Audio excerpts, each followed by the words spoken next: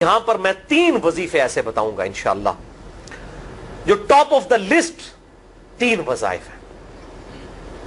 مصیبت اور پریشانی میں تکلیف دور کرنے کے لیے، سنت وظائف آپ صلی اللہ علیہ وسلم کی طرف سے تعلیم فرمائے ہوئے۔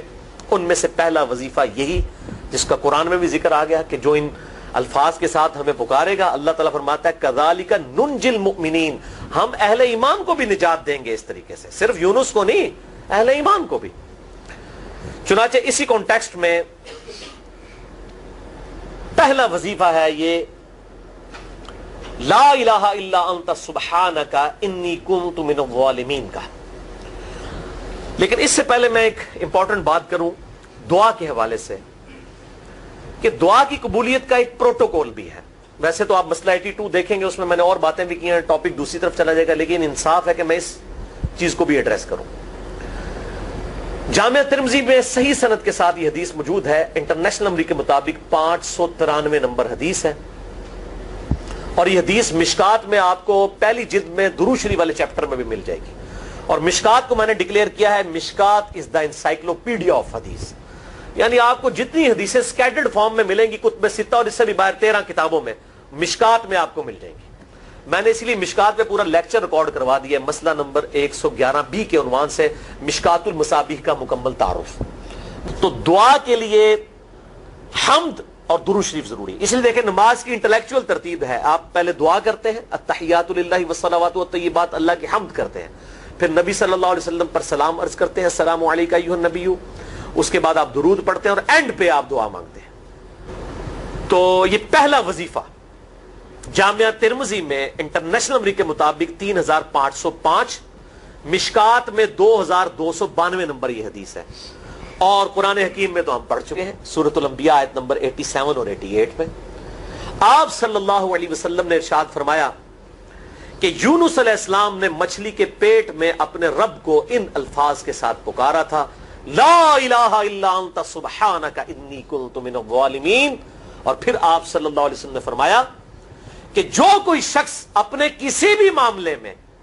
کسی بھی پریشانی میں اس دعا کے ذریعے اللہ کی طرف متوجہ ہو، اللہ تعالیٰ اس کی دعا کو قبول فرما لیتا ہے۔ اور قرآن میں بھی آ گیا نا کذالک ننجی المؤمنین، اور کتنا بڑا فتویٰ آیا میرے بھائیوں، سورہ الصافات 143 144 فلولا انہ کان من المسبحین، اگر یونس ہمیں ان الفاظ میں ہماری تسبیح نہ کرتا للبث فی بطنہ الی یوم یبعثون، تو مچھلی کے پیٹ میں قیامت تک مچھلی کے پیٹ میں رہتا اگر اس طرح نہ ہمیں پکارتا، اس کی قبر مچھلی کا پیٹ بن جاتی۔ یعنی یہ اتنا عطاب، اور وہ دور ہو گیا اس دعا سے، بہت بڑے اسماء اعظم میں سے ہے۔ تو یہ بہترین دعا، بہترین وظیفہ،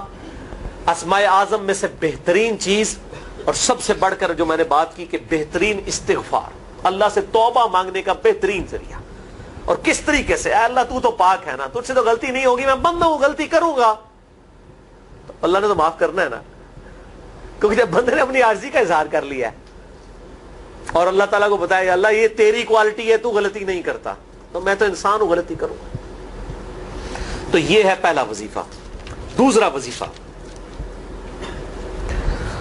وہ بھی جامعہ ترمذی میں انٹرنیشنل نمبر کے مطابق 3524 نمبر حدیث ہے، لیکن ترمذی کا طریق جو ہے وہ ضعیف ہے۔ یہ میں پہلے بتا دوں، امام ترمذی نے ساتھ لکھا ہے یہ روایت کمزور ہے،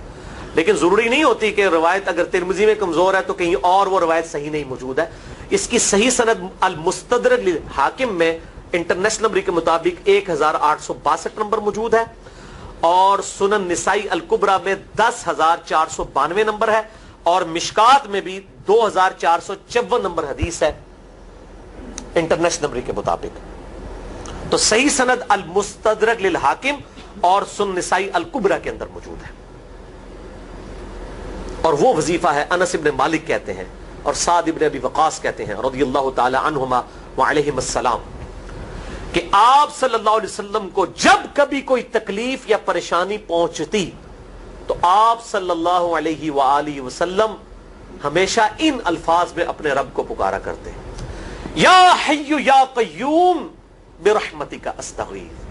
اے خود سے زندہ ہر چیز کو تھامنے والے، میں تیری رحمت کے ساتھ تیری مدد کا سوال کرتا ہوں۔ استغیث بولیں گے نا الف کے ساتھ، حمزہ کے ساتھ، تو یہ سنگولر کا سیگا ہوگا، اور اگر ہم بولیں گے نستغیث نون کے ساتھ تو یہ جمع کا سیگا بن جائے گا۔ یہ میں اس لیے بتا رہا ہوں، لوگ پوچھ رہے ہوتے ہیں جی بعض جگہ لکھا ہوتا ہے جناب نستغیث، بعض جگہ لکھا ہوتا ہے استغیث، کیا کریے؟ وہ نستغیث جمع کا سیگا بنا لیا جاتا ہے۔ جیسے دعا ہے سنن ابی داؤد میں اللہم اجرنی من النار، لیکن اگر جمع کا سیگا بنائیں گے تو اللہم اجرنا من النار ہو جائے گا۔ کتنی بہترین دعا ہے، اے خود سے زندہ ہر چیز کو تھامنے والے، میں تیری رحمت کے ساتھ تیری مدد کا سوال کرتا ہوں۔ تو یہ بھی اسماء اعظم میں سے ہے۔ اب تیسرا وظیفہ جو ہے کمال وظیفہ، صحیح بخاری میں موجود ہے، انٹرنیشنل نمبر کے مطابق 4563 نمبر۔ ابن عباس رضی اللہ تعالی عنہما کہتے ہیں وعلیہم السلام، وہ کہتے ہیں کہ سیدنا ابراہیم علیہ السلام کو جب آگ میں پھینک رہے تھے نا، تو ابراہیم علیہ السلام نے اس وقت کہا تھا حسبنا اللہ ونعم الوکیل، ہم نے اللہ ہی پر بھروسہ کیا اور وہی بہتر کارساز ہے۔ اور تمہارے نبی صلی اللہ علیہ وسلم کو بھی جب مصیبت اور پریشانی آتی تھی وہ بھی پڑھا کرتے تھے حسبنا اللہ ونعم الوکیل، ہم نے اللہ ہی پر بھروسہ کیا اور وہی بہتر کارساز ہے۔ اس کے بعد وہ شعر جو بنا دیا نا نعم المولا و نعم النصیر، ویسے الگ سے آیت ہے، الگ سے آیت ہے، لیکن یہ شعر نہیں بنانا، بس اتنا ہی وظیفہ ہے حسبنا اللہ و نعم الوکیل۔ اور یہ جو انہوں نے کہا کہ نبی صلی اللہ علیہ وسلم بھی یہ کہتے تھے، اس کا ذکر الحمدللہ قرآن میں بھی موجود ہے، اس سے بھی بڑھ کر سورہ آل عمران کی 173 نمبر آیت میں ہے کہ جب نبی صلی اللہ علیہ وسلم اور اہل ایمان کو یہ خبر پہنچی کہ کافر ان کے خلاف سازشیں کر رہے ہیں، تو نبی اور اہل ایمان نے پکارا حسبنا اللہ و نعم الوکیل۔ تو حسبنا اللہ و نعم الوکیل قرآن کی آیت بھی ہے، اور یہ ہے وہ آیت، وظیفہ قرآن میں آیا ہوا ہے یہ، آل عمران 173 اور صحیح بخاری 4563۔ اور مجھے بڑا وجد آیا کہ ابراہیم علیہ السلام کو جب آگ میں پھینکنے لگے تھے انہوں نے اس وقت اللہ کو ان الفاظ کے ساتھ پکارا حسبنا اللہ و نعم الوکیل۔ اچھا، یہ جتنے بھی وظیفے ہیں نا میرے بھائیوں، ان کا فائدہ اسی وقت ہے جب آپ کو ترجمہ بھی ان کا آتا ہوگا، ورنہ آپ روزانہ جتنی مرضی تسبیح کھینچتے رہے کوئی فرق نہیں پڑے۔ اس لیے میرا ایک پرسنل مشورہ ہے کہ جب بھی یہ وظیفے پڑھے نا آپ، اردو ترجمہ بے شک آتا بھی ہو رہا ہے، ایک دفعہ اپنی زبان میں اس کو ریپیٹ کریں، یعنی آپ پڑھیں حسبنا اللہ و نعم الوکیل، میں نے اللہ ہی پر بھروسہ کیا اور وہی بہتر کارساز ہے۔ آپ دیکھیں یہ صوت القرآن چینل میں جب وہ عربی چل رہی ہوتی ہے، جیسے ہی وہ مراج الدین خان کا ترجمہ شروع ہوتا ہے نا، کیسے کب کبھی تاری ہو جاتی ہے، کیونکہ ہماری زبان میں بات ہو رہی ہوتی ہے نا۔ ابھی ابھی تو نہیں قیام اللیل میں رو رہے ہوتے، ان کی زبان میں بات ہو رہی ہوتی ہے، اپنی زبان کا اثر ہوتا ہے۔ اسی طریقے سے آپ لا الہ الا انت سبحانک انی کنت من الظالمین،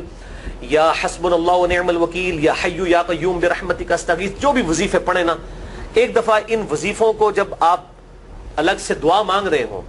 اس وقت اس کو آپ اپنی زبان میں بھی دہرائیں۔ اور اس کے لیے کوئی تسبیح نہیں کھینچنے کی ضرورت کہ آپ نے اتنے 100 دفعہ پڑھنا ہے، تسبیح تو ویسے ٹھیک ہے وہ آپ استعمال کر سکتے ہیں، لیکن آپ چلتے پھرتے اٹھتے بیٹھتے ہر وقت جس حالت میں بھی اور صحیح